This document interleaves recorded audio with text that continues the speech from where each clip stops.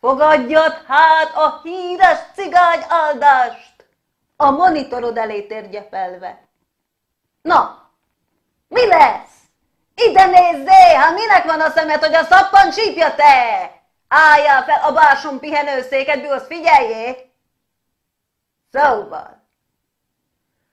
Áldjon meg tégedet, családodat, meg az egész szomszédságodat a barcelonai könnyező Madonna minden erejével, s hozzon neked boldogságot egész életedre. Díszes hintón érkező alpaka öltönyös sukárcsávó adjon szerenádot primás kampániával Muránói kristály üvegablakod előtt.